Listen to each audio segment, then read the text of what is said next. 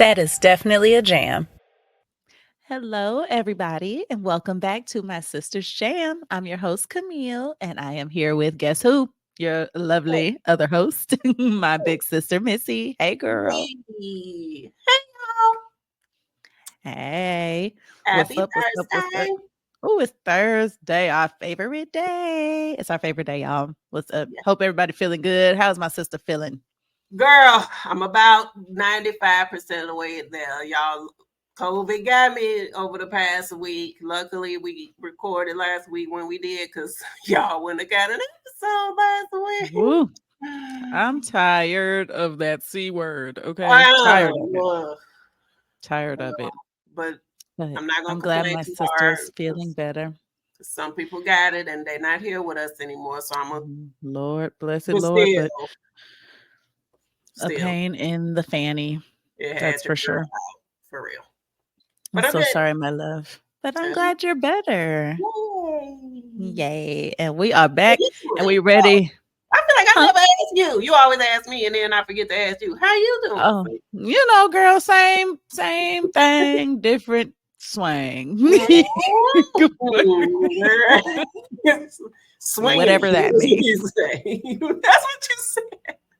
And I do Jack Swing episode. You're like, whatever that means, Danny Riley. Oh, We see? swinging it. See? Whatever that means. Okay. Sometimes I don't know what I'm saying, but same thing, different swing. That's how I'm feeling. I'm here. I'm ready. I'm actually excited about today's episode. I'm always excited, but I'm really excited about today's episode. I think y'all are going to like it. Today we're getting into our favorite blue-eyed soul jams. Oh, wow. Yes. So when this is kind of like a part one, y'all, because there is literally no way that we will be able to cover all of our Blue Eyed Soul jams in this one episode. So I'm Listen, sure we'll circle back at some point and do 10 more. But this is what we came up with first for the first dive into Blue Eyed Soul. Are you excited about it, my sister? because the way I changed like 3 of my songs, did you notice that? I did. I was like, I feel like this is not what we talked about, but okay. I did. I'm It ready was for whatever jams are on your spirit on this day. I'm ready for it. So, before we get into the jams, I do want to give a little background, as I sometimes do, on exactly what is this blue eyed soul that we'll be discussing today. So, by definition, blue eyed soul, sometimes also called white soul, is rhythm and blues, R&B, and soul music performed by white artists. Now, the term was coined like in the mid 60s to describe white artists whose sound was like similar to that of the predominantly black Motown and Stax record labels. So though many R&B radio stations in the United States in that time period would only play music by black musicians, some actually began to play music by white acts considered to have that soul feeling. And their music was then described as blue-eyed soul. So that is what we're getting into. And it's not going to be all from the 60s either. It's not going to be all throwbacks because we have some current blue-eyed soul folks in the industry.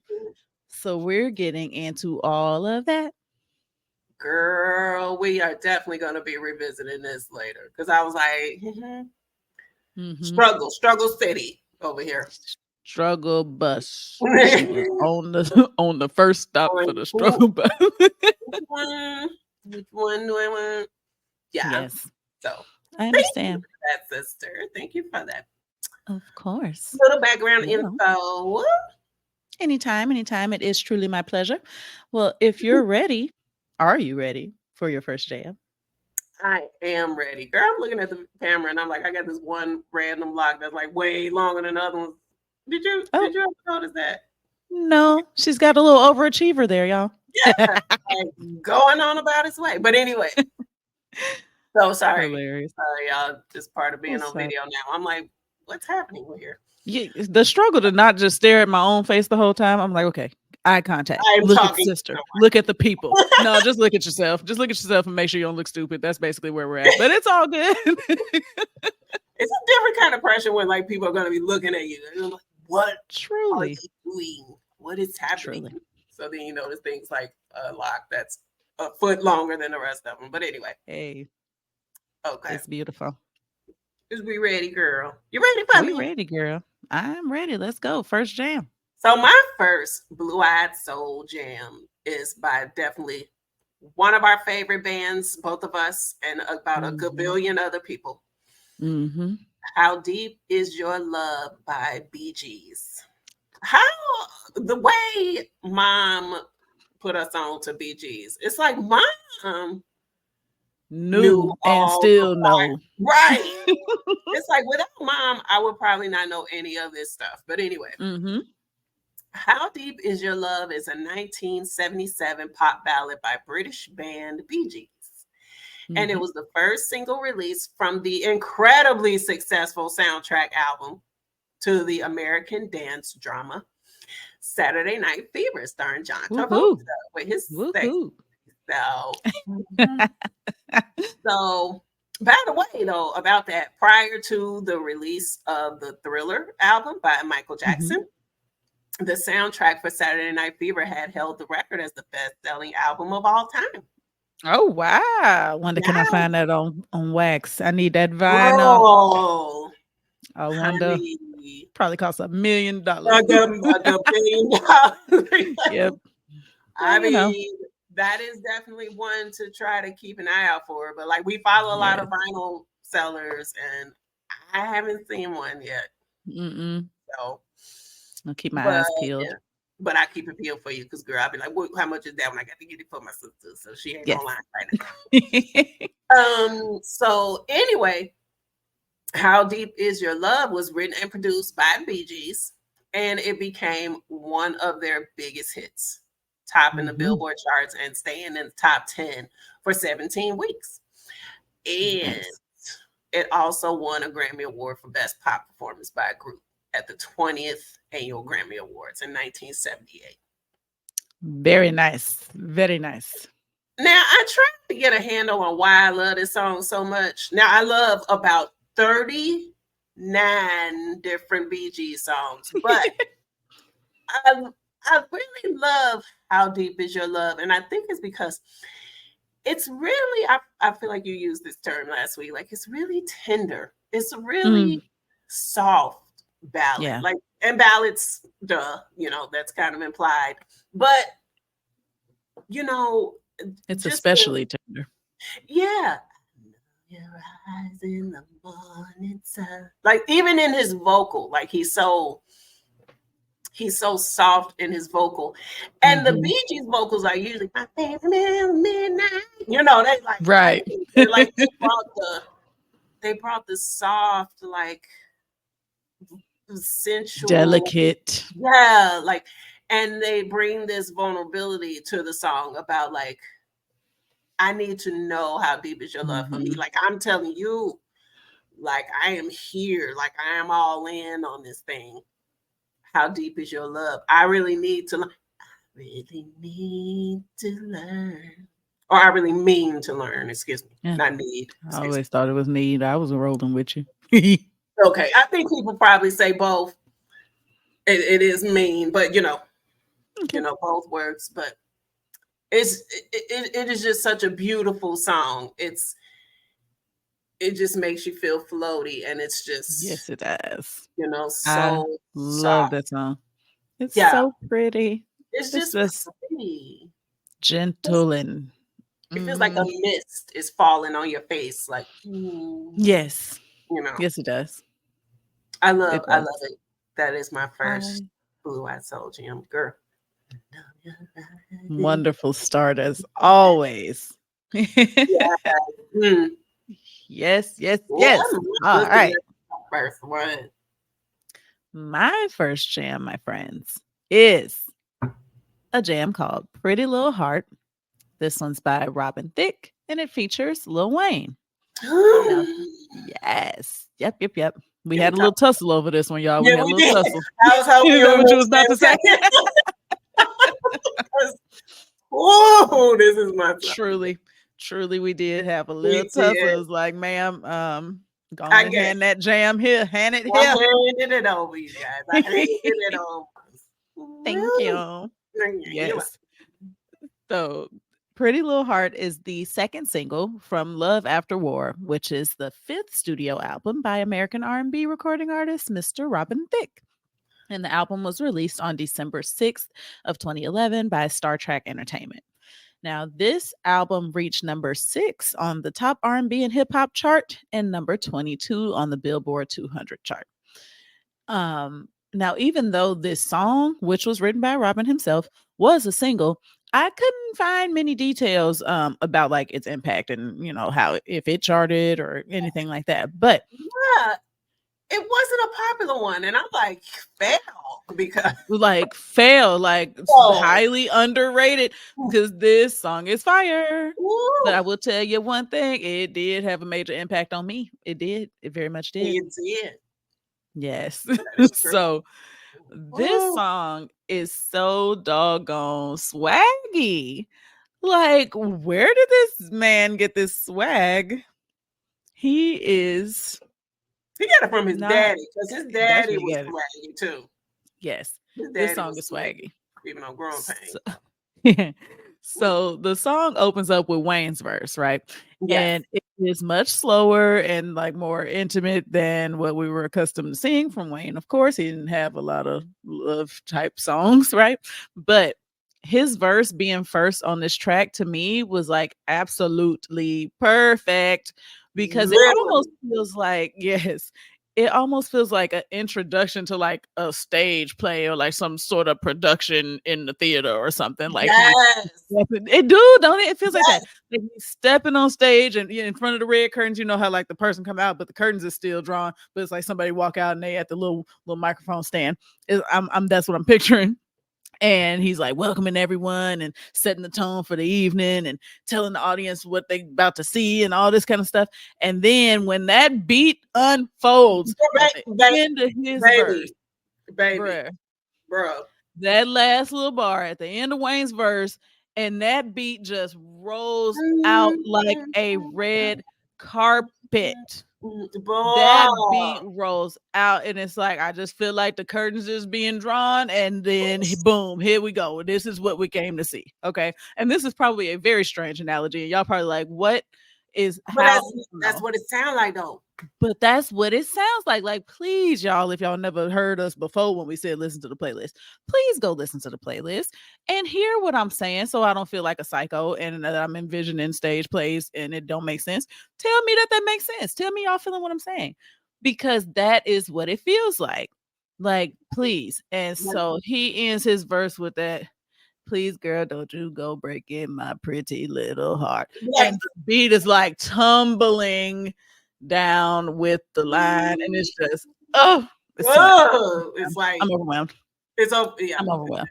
Yeah. Okay, so like boom, then there's Robin, right? So Robin comes in with this like quiet, kind of reserved delivery of his verses, and it just like pulls you in, and it forces you to like listen a little closer. Which we love that. We love a little pull in. I want, because what you say?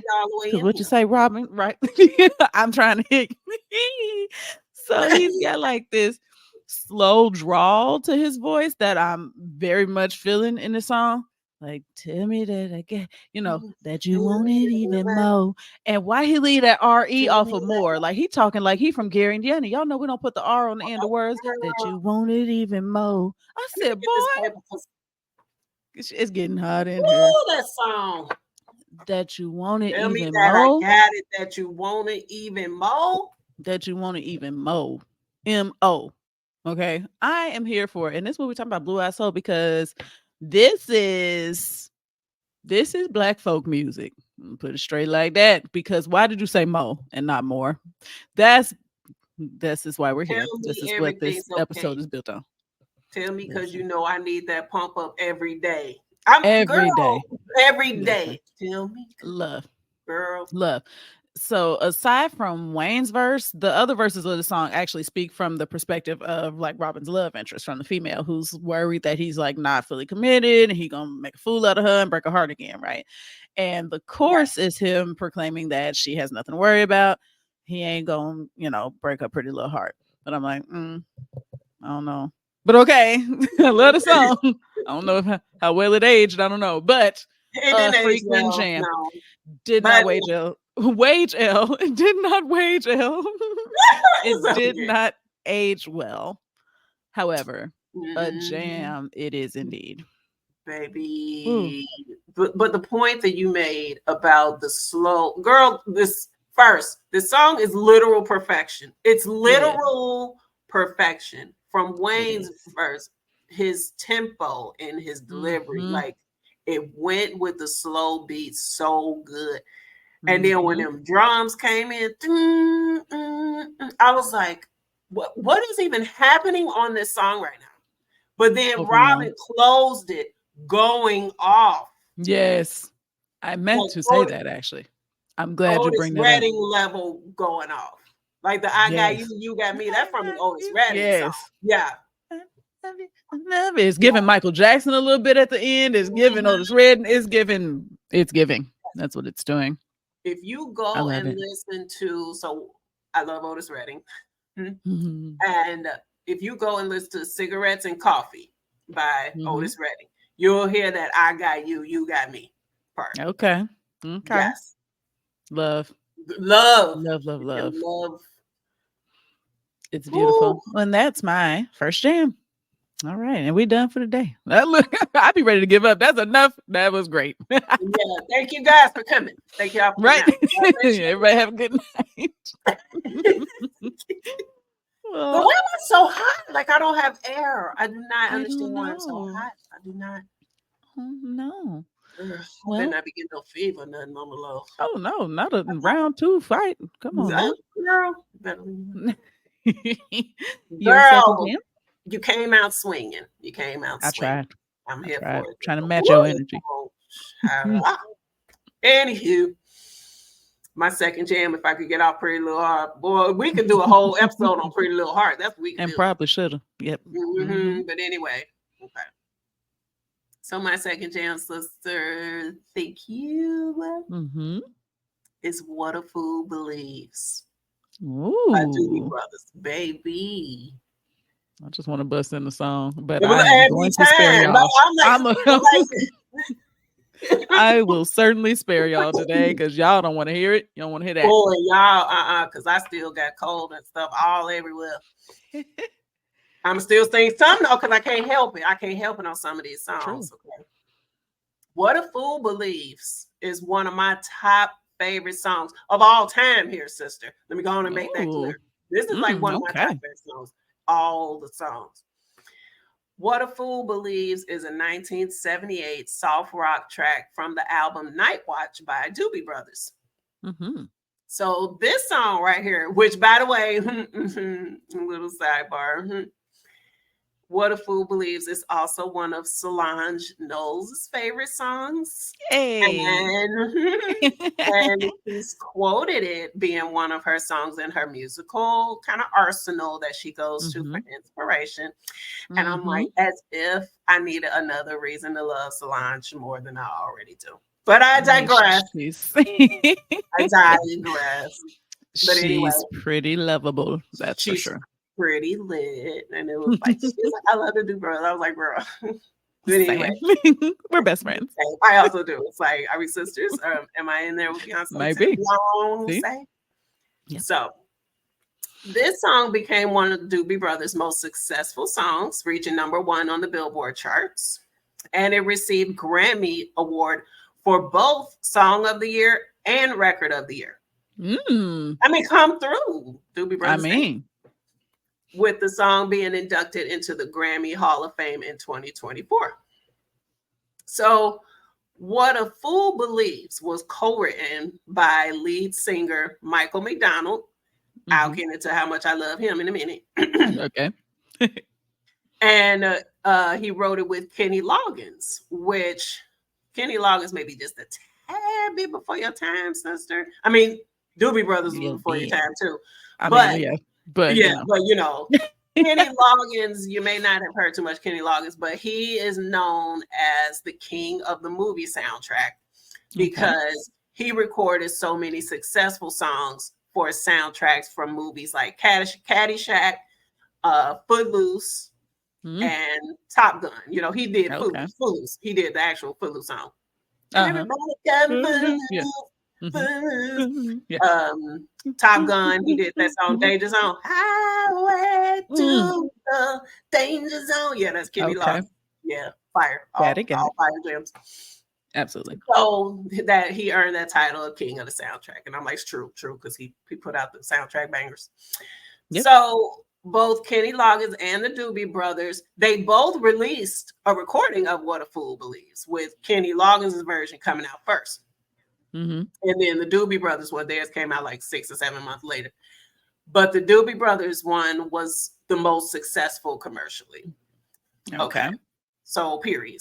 Boom. So that brings us here today. So boom. My favorite aspect of this song, though, is Michael McDonald's vocals. Let me just go on and, say what it is, as he's one of my favorite male vocalists, period. Okay. So we got to figure out some kind of episode to base around him. And I don't know how we're going to do that, because between his work with Doobie Brothers and his work with Steely Dan, you know how I feel about Steely Dan. I do. It will come back to, and his bomb solo work, like his career is nuts. It is nuts. So I really struggled with picking a jam from him for today's episode. So we need to do that. But another thing I love about What a Fool Believes is the meaning behind it. And the song and the lyric, the lyric is basically about a couple who is going to meet up after being separated for a significant amount of time. They're going to meet up or whatever. Now, the man is the fool in this equation, quote unquote fool in this scenario, in that he's meeting thinking, oh, there's still a spark. I still have a place in this woman's life. He just meeting up with him to be nice and to not have to reject him. Because who likes rejected people? I mean, yeah, it's not fun. Yeah, it's not fun. And, maybe they parted on good terms. She's like, okay, cool. I mean. And so he's holding on to false hope that they can rekindle something. What a fool believes. That's how you got to sing what a fool believes. What a fool believes he sees. No wise man has the power to reason away. Ooh. I mean, is that not true? That is true. See what he see. Yep. Can't nobody tell him. What a fool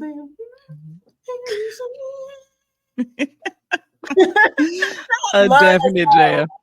I love it. Definite jam. That song is great. It's a classic. It's a classic. Fantastico. Fantastico. Whatever it is. Fantastico. Him my sister go with this, with this Spanish. By the way, y'all, my baby did know what song was in Spanish. He's like, a canción? Yes. He was like, his mom is canción. I was like, oh, I think that's what it is. Something like that. We can always count on my nephew for some language lessons. 30 different languages. And I'm like, baby, what is this? It's Mandarin. It's all right. Thank you. Muchas gracias. Okay.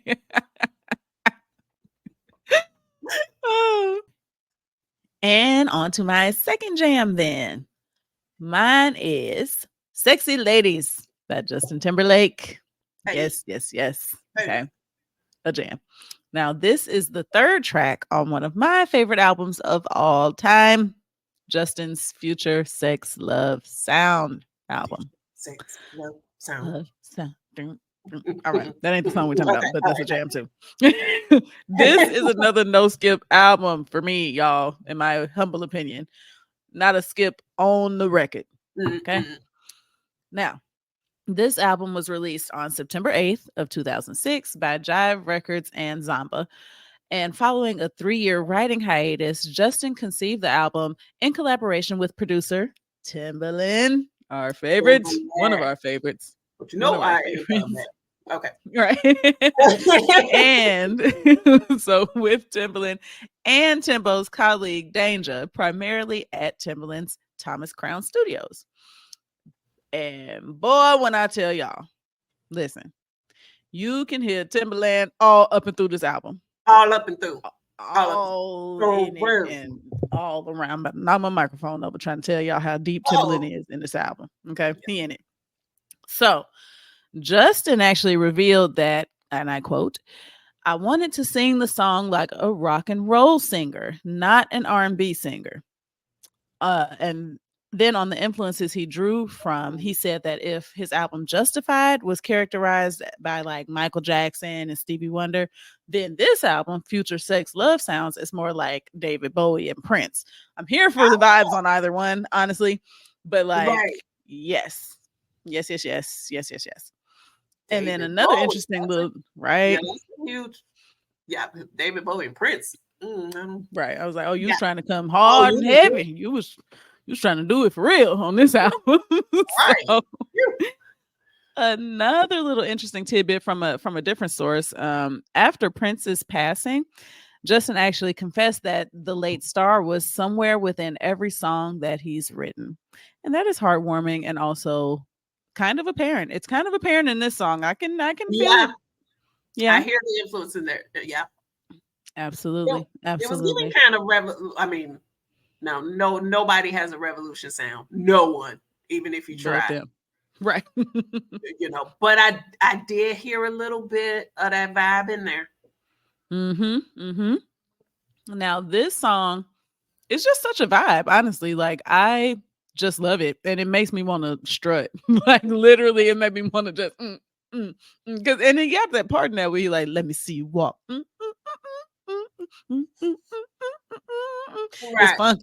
It's funky. Right. And I'm like, you want to see me walk? Okay, let me go find some. It made me want to put on some platform heels, like some pumps, like we used to wear like in 2011 and stuff, some round toe platform heels. The heel was like 6 inches. I want to put them on and a bandage dress or whatever they used to be called, them real tight dresses. I want to put that on. And I want to strut. Like that's the vibe that I get from this. And I think it's that funky bass. I think it's the bass. I don't know my instruments, but it's that funky something like a bass that just really does it for me. Whatever's going. It's funky and I'm here for it. I love that song. It makes you feel sexy when you hear it. Makes you feel sexy and ready to go out and be seen. It's one of them songs that you walk good too. Like there are songs that like if you're a model or whatever, it's like a perfect walking song. Definitely wish it was out when I was in high school. Y'all, in high school we had a modeling troupe and I was on it and I also ran it. And I definitely would have put this in the fashion show. I definitely would have put this song in the show if it were out then, but it was not yet out. But yes, it's got that walking beat, and he know that. That's why he said that. Let me see you walk, because I will. I would not be surprised if this song had been used in Fashion Week somewhere, because fire, and desire. Love. We love it. That's my second jam. Here for it. Thank you, ma'am. I'm here for that. Thank y'all. On to my third jam, girl. Yes. Let's go before I burn to death. Apparently my air is not working. Oh, Lord, y'all. Let's get through it. We can't get too excited, then she's going to start sweating. Start sweating and stuff, and then y'all got to see me wiping my face, and y'all be like, ugh. This is gross. Okay. Being so incredibly gross. All right, so my third jam, girl, is called Lonely by Mac Ayres. Yes. So Lonely, I love this song so hard, girl. Let me freeze. Lonely is a 2017 track by R&B singer Mac Ayres from his very first EP called Drive Slow. So there's absolutely zero facts at all on this track, since it wasn't a commercial release, right? Okay. So I was like, dang. But I did find some interviews and articles regarding the EP and the inspiration behind it. So Mac Ayres is this 27-year-old guy from Long Island. And he came from a non-musical family, which I've find super interesting because when you look at the credits for the song, this song only on the EP, he does like the songwriting. He wrote the song. He did like 99% of the instrumentation. He played like the piano, the keyboards, the electric and bass guitar. But he came from a non-musical family. I was like, Well, you got to start somewhere, I guess. Right. Somebody's got to be the first. And he did all the production on it too. So wow. I was like, wow, interesting. Yeah. So his mother, he said his mother bought him a keyboard when he was 11 years old. And it was a wrap for him ever since then. Like she bought him that keyboard and he was done. So he noted that he originally wanted to be like John Mayer when he set off to attend Berklee College of Music. He was like, yeah, I want to be like John Mayer. I want to play like him. I want to make the faces when I'm playing the guitar that John Mayer be making. I know what he's talking about too. Like, that's why he played the guitar. Until a college friend of his during his freshman year of college, he had a college friend play D'Angelo's album Voodoo for him. And he was stunned. He was like, so particularly the songs Playa Playa and Left and Right, both jams, those songs had him in a whole entire chokehold. And so he was like, okay, no, I want to have this sound. And so forget John Mayer. Okay, no, I'm over here and, I want to learn this sound. So he had never heard music like that before, according to him. And so he dove into all things R&B and then like people like Stevie Wonder and Teddy Pendergrass and pretty much everybody in Motown became his musical influences. But D'Angelo remains number one. He said hands down, D'Angelo is his number one muse though. So I appreciate that. Absolutely. I'm like, well, okay, yeah. So go with that. Right. So I have to admit though that for me in my list of jams today, Lonely is the song on my list that I can absolutely emphatically say I thought the artist was Black when I first heard it. I was like, okay, who is this? Okay. And I listened to the song and he sounded real sexy. So I'm like, I want to see what he looked like. And what he like, look like. I mean, I'm equal opportunity dating, your dater, whatever. I date all the way. But I was like, oh. So not only is he young, but okay. So he is also white. Right. He is also Caucasian. So I was like, yes. Okay. Now I can't remember who introduced it to me. I cannot remember. I found it somewhere, but it had me hooked from the first listen. Gotta love that. Don't you love when that happens? Doesn't happen the majority of the time, but like sometimes you hear those songs and you love them immediately. This was one of those songs. So the EP, the whole EP is like a pure late night, quiet storm, bedroom, having a nightcap on your balcony with no electronics, nothing, having a drink on your balcony type of sound. I am here for all of those vibes. Yes, that is the vibe of this EP. You know those songs that you hear and you feel like you're like floating in outer space and you don't see or hear anything but the jam that's playing. That's how this song does me. This is the second song by him that I've discussed on this podcast. The other song that I discussed, I can't remember the episode we were talking about, but the song I played out in 2023. Oh, yeah. Yes. Yeah, like 2023 recap or something. And like the song I played out in 2023, Sunny and 62. We did that song as well. Both of those songs leave me in like this meditative state. Beautiful. It's so pretty. It's like about it's like him trying to fight having this relationship, but the girl is singing to him, I get so lonely, don't leave me here alone, blah, blah, blah. Until she hooks him at the end. And I'm like, she got you, bro. You just got don't fight it, bro. Right. Go Straight and let like it that. take you. Don't let it take I you. love it. And go and let it take you. My sister got a cough. She got a cough. Oh, girl, I'm so over all the things. So It's okay. That is definitely a jam. I had never heard it until we were preparing for today. And I was like, yep, fire. Yep, correct. Check. Belongs in episode. Yes. Yes. Willingly adding to playlist. Yes. Love, love, love. All right. I'm here for that. yeah. On to my third jam. Moving right along. Mine is a song entitled Oh My God by Adele. Our only lady on the playlist today, y'all. The only lady. I'm surprised, but I'm here for it. If we was gonna only have one lady, who else should it be? But Miss Adele. Here for it. So Yeah. I got a few more that we probably should add on here, but it was too much. That's why we got to come back. It's too much. We'll come back around. We'll come back We'll around. come Maybe back. the next one will be lady heavy. We'll see. Right. We'll get it. So this is a song from Adele's fourth studio album, 30, which was released in 2021. Now, Adele wrote this song alongside the producer Greg Kurstin, and Columbia Records released it to U.S. adult contemporary radio stations as the album's second single on November 29th of 2021.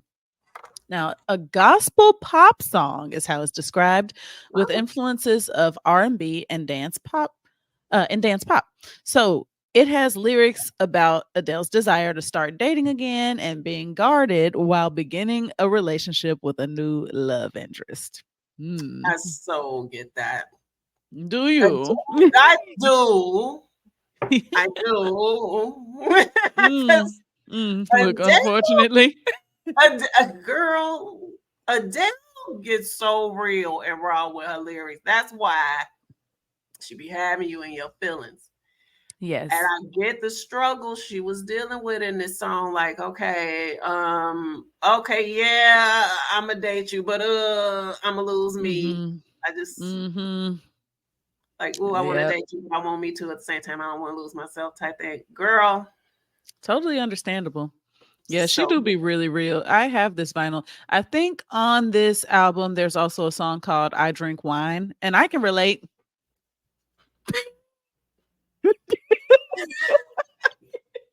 Good night, sister. Log off the podcast. Okay, thanks. Bye. 42nd episode to the I Drink Wine.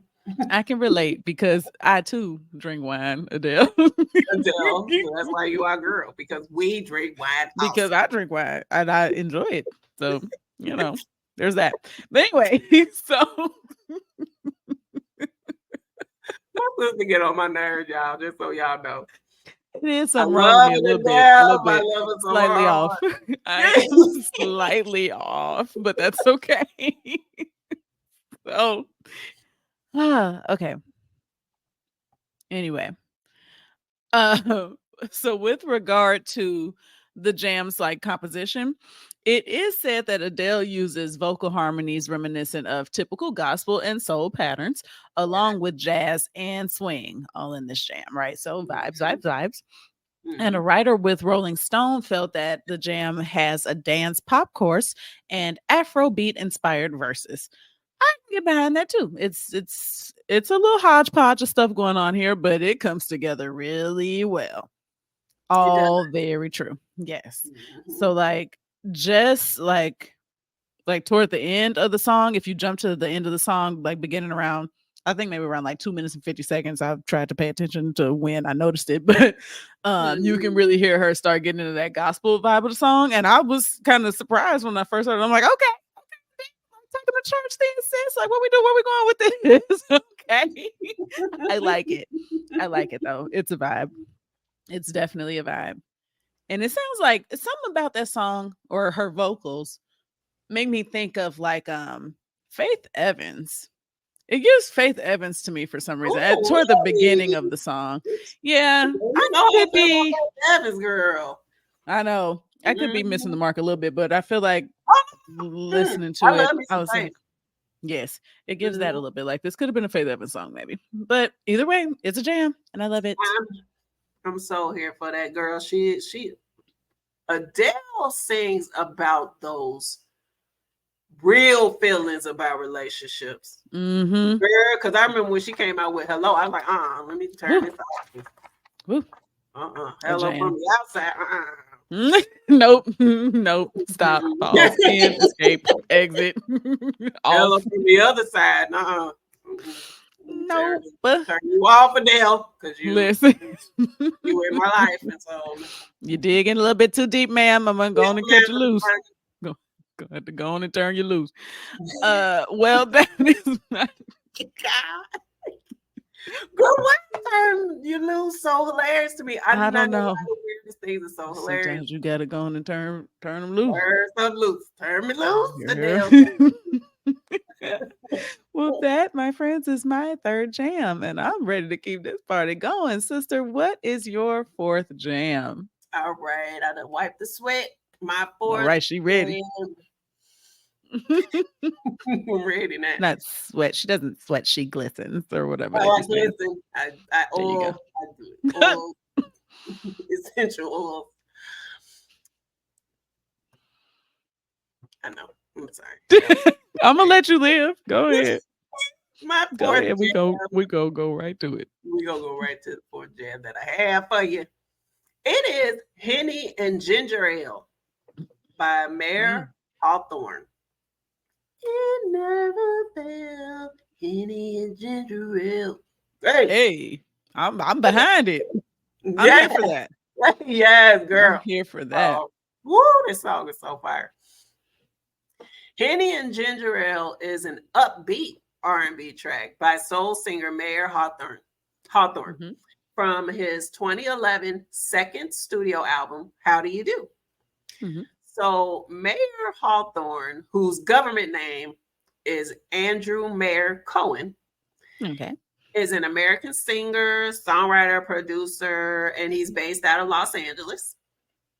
But he started out his career as a hip hop DJ for a group called Athletic Mic League. Yeah, I'm okay.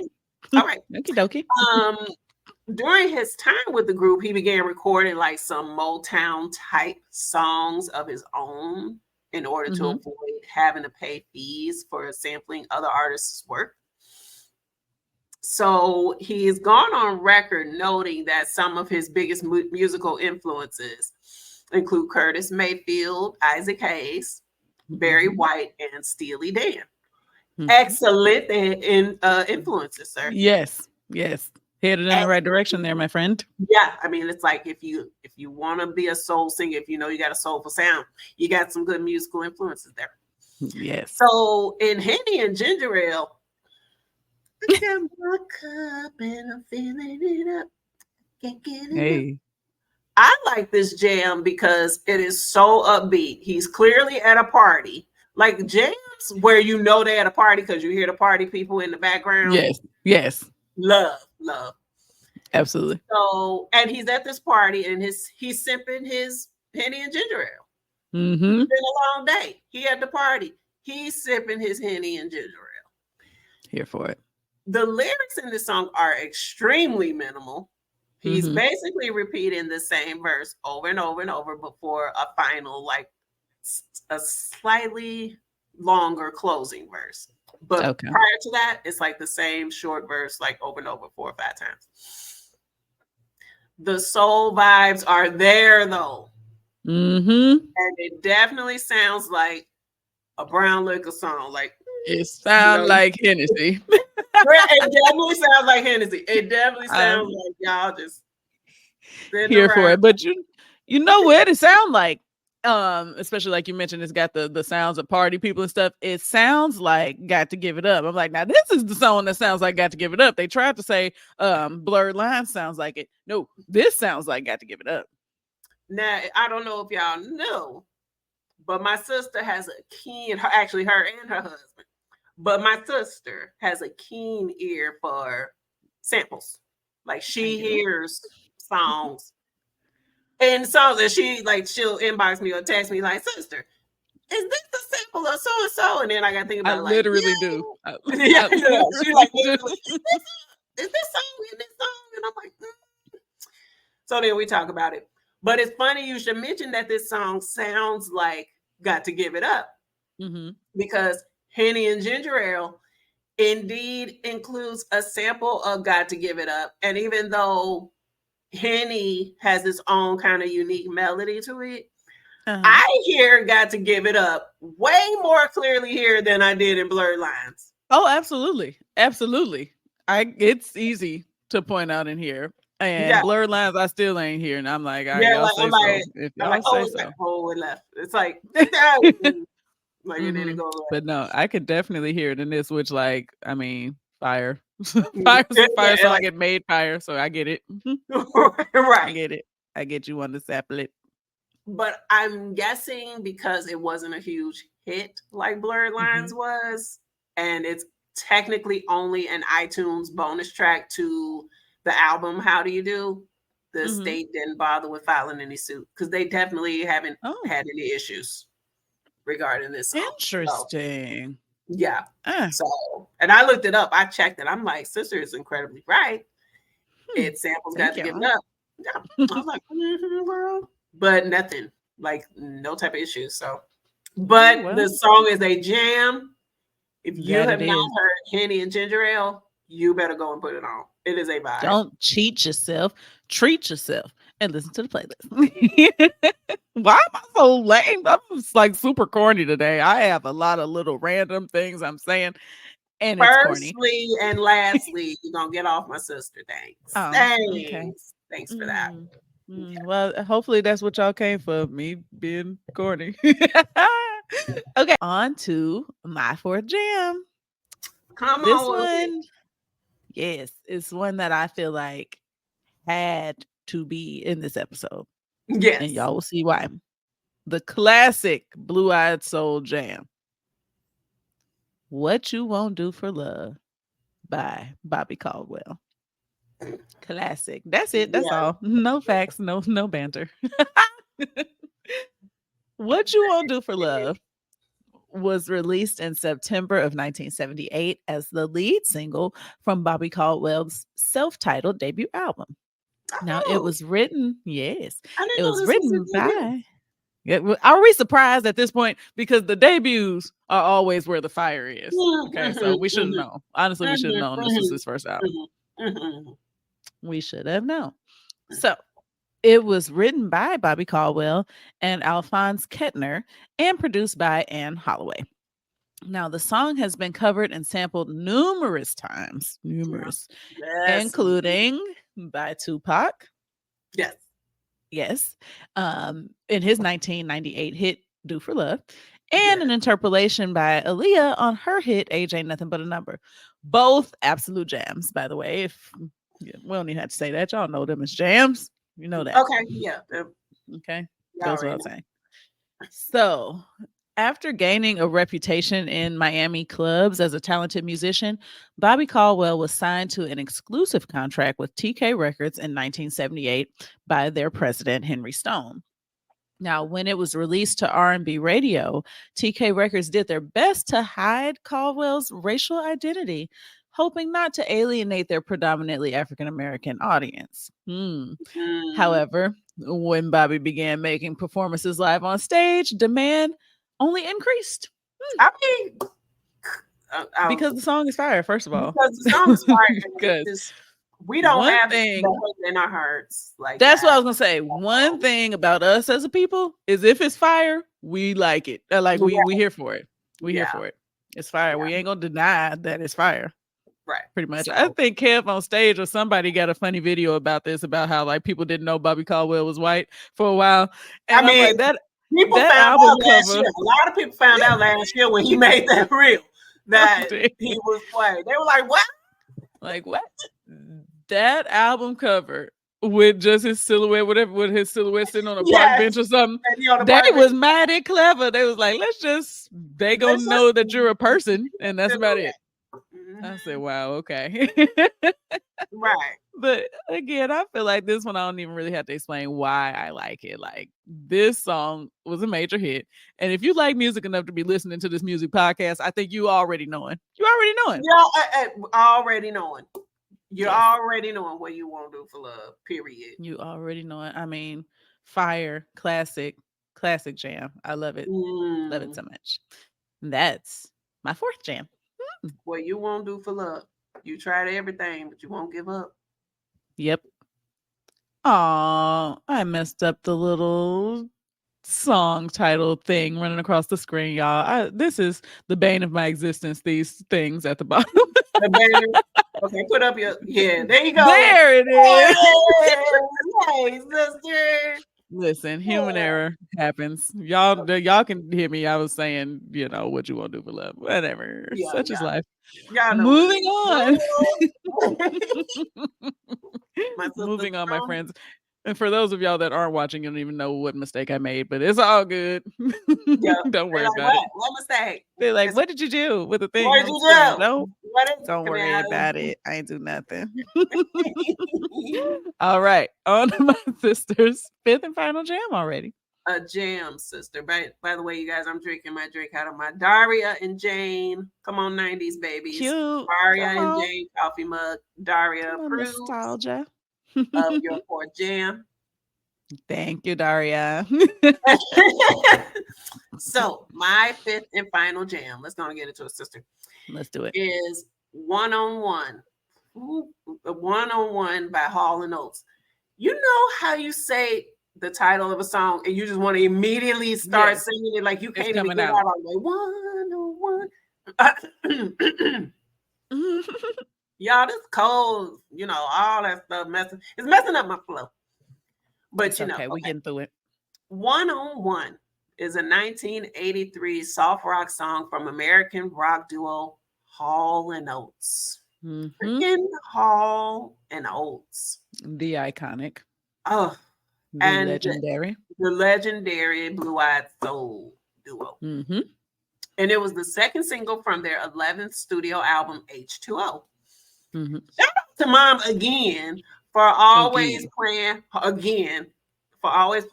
and Oates. Matter of fact, so she was playing Hall and Oates when I was a toddler because, baby, my love for Hall and Oates jams is so incredibly real. And Mom taught me how to play records when I was 4 years old. And best believe she had some Hall and Oates 45s that I would play. Of course she did. So Daryl Hall was generally the lead singer for the band, the blonde one. And then John Oates, the curly-haired, dark-haired one. Because that's just how you identify them. It's like, okay. Right. I'm like, I don't know which is which. They are just Hall and Oates. They Hall and Oates. Like, they cannot separate them. They Hall and Oates. Like, don't matter which is which. No, they are not separate. But John Oates provided the backup vocals and the instrumentation. And both of them wrote the majority of the songs that they performed, whether they wrote them together or separate, they wrote their songs. So Hall and Oates were here in the 80s. Okay. So they saw the majority of their success in from the mid 70s to the late 80s.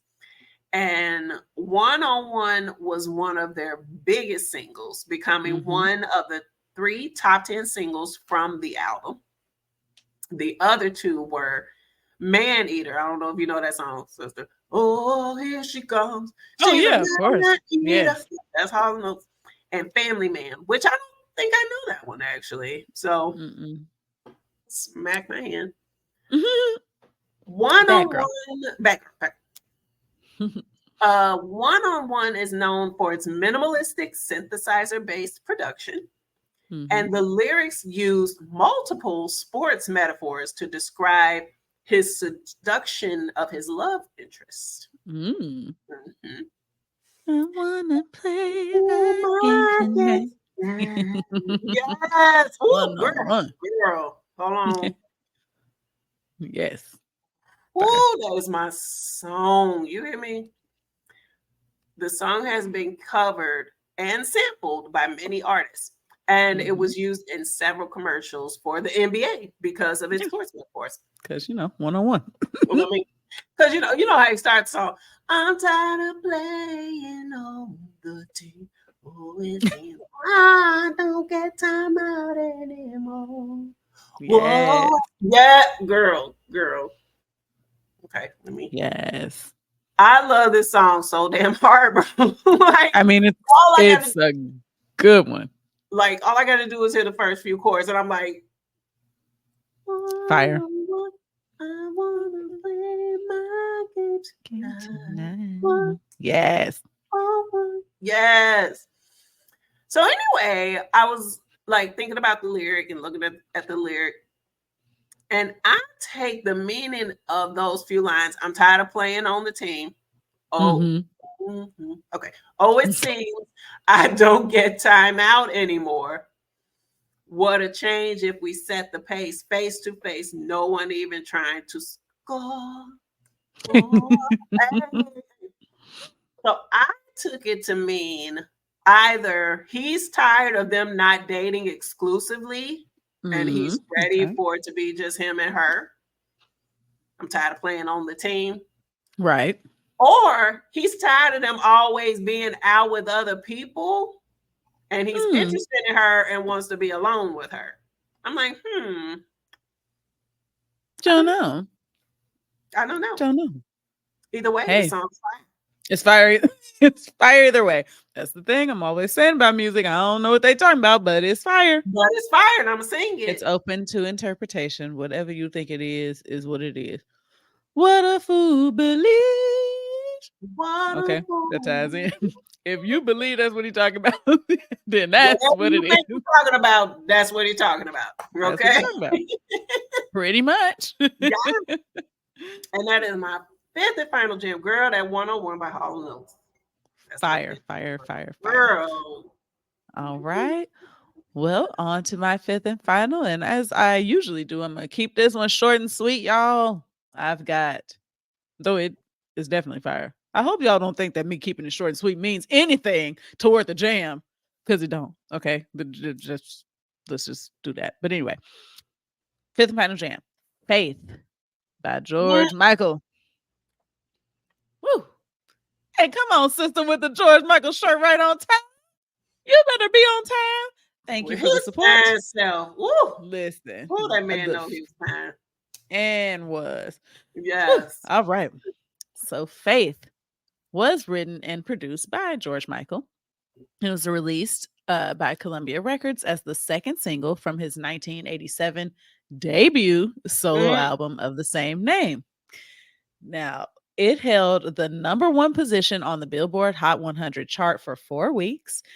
And according to Billboard magazine, was the #1 single of the year in the United States in 1988. Yes. I believe it. Yes. I believe it. Yes. I believe it. Yes. The video was everywhere. The video was everywhere. And I don't know if you saw the video before. It did have a, now I might, it's a video for Father Figure too. I'm gonna get them mixed up. I don't know. Faith, is it a model? Is it something about modeling? No, let me see. That's Father Figure. Okay, I figured I was on the wrong one. Yeah, and everybody knows that our beautiful George Michael, he was gay. That don't mean nothing to us. Joe don't. Was the song fire? That's what I care about. But the song was fire. But you know, he went through this period like they were trying to push him as the heterosexual sex symbol, right? And so he was dating a model, you know, in that video. Faith video, he was like dancing in a white background, and it's the picture that you see of him all the time with like the leather jacket, the jeans, the guitar, you know, he's like doing all this. It's a really simple video. He's like standing against a jukebox to start. And then it's just him dancing to this white background. He's like dancing in this white background, but the video still slapped. I love it. Because he was so fine. Everybody was like, oh my gosh. Right. They was just like, we don't need much. We just want to look at you. Thank you. Doing this, shaking his just need to see you. Just with them jeans on. Just be there. Be there. Man, sometimes a man can wear some jeans, you know, and I feel like maybe that was a part of the appeal there. A leather jacket. He had the beard going on. The short, you know, cut. Yeah. It was this look. Gorgeous, darling. Love it. So for this song, Faith, George actually wanted the vocals to be, and I quote, dry and in your face. I'm here for that.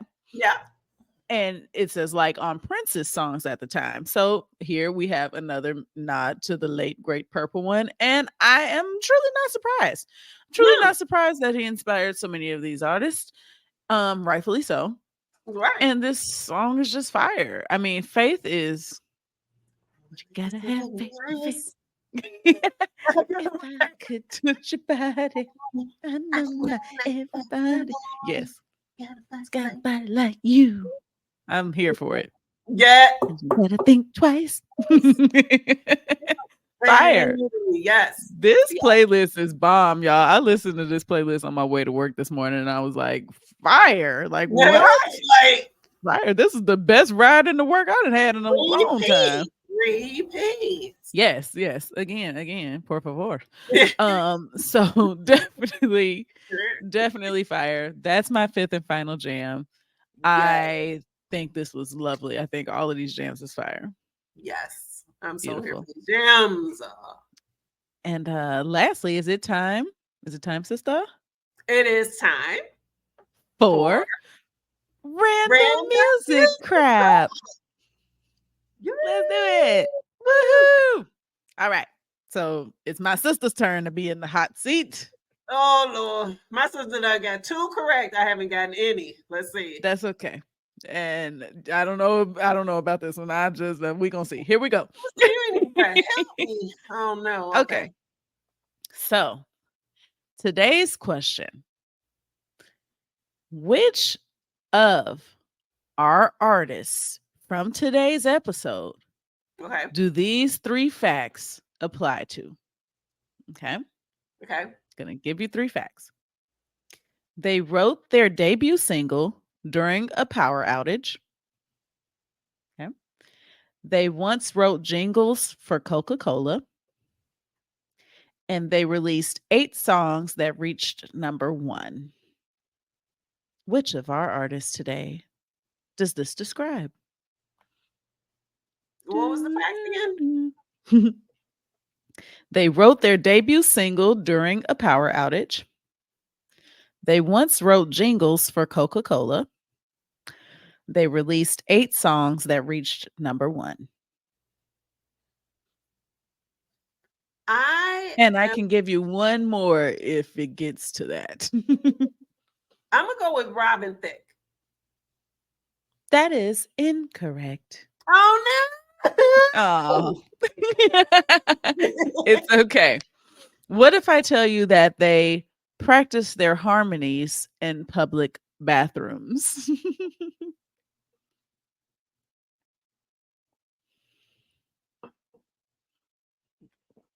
The Doobie Brothers? That is incorrect. The correct answer is the Bee Gees. The Bee Gees wrote jingles for Coca-Cola? Apparently 2 of them did. Well, I don't forget which 2. Robin and 2 of them did. I'm sorry, y'all. I was gonna say Bee Gees, but I'm like, wait. This is just my ignorance of Coca-Cola products and it being overseas. Like I know Coca-Cola is overseas, but I'm like, wait. But okay. It's the Bee Gees, right? I mean, well, that's all right. This is just for fun. I think we do random music crap mostly for y'all listeners out there to have some fun to try to figure out. Let us know if y'all got it right. Did y'all know it was the Bee Gees? Did y'all get it right? So that's all we got. I think, sister, unless you have anything else. No, just the usual. Like, share, and subscribe on the YouTube. I know we call it the YouTube. Like, share. Why we gotta call it the YouTube? Like we are 95 years old. I mean, you know. And after this, I'm going to the Walmart. I'm going to the Walmart.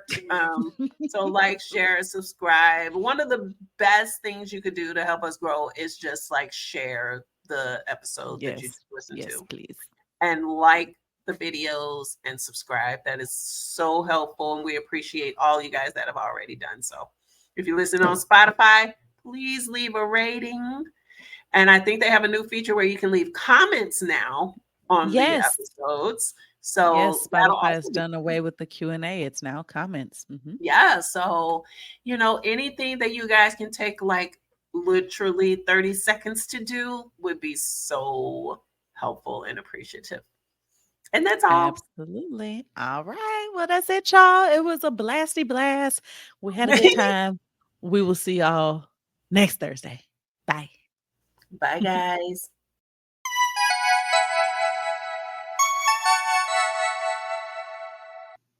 Thanks for tuning in to this week's episode of My Sister's Jam podcast. Please remember to rate and review the show. Follow us on social media at My Sister's Jam on Facebook and Instagram.